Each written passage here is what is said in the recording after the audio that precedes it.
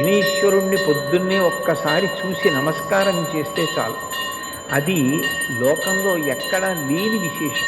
ఒక్కసారి ఆయన ముఖం వంక చూసి నమస్కారం చేసి 16 నామములు ఉన్న శ్లోకం చెప్పి బయటికి విడితే చాలు, విజయం సిద్ధిస్తుంది అని.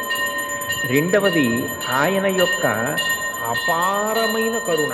ఇంకా అంతా ఇంత కరుణ కాదు విఘ్నేశ్వరుడిది.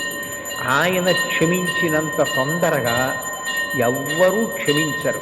మీరు చూడండి, అందరికన్నా ఎక్కువగా మరిచిపోయే లక్షణం ఎవరికి ఉంటుంది అంటే పిల్లల యందు ఉంటుంది. మీరు పిల్లలు అనేటప్పటికీ ఒక విషయం జ్ఞాపకానికి తెచ్చుకోవచ్చు.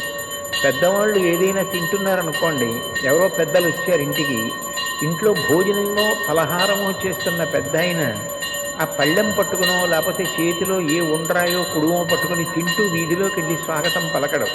ఆ పళ్ళెం లోపల పెట్టి తాను పెడతాడు.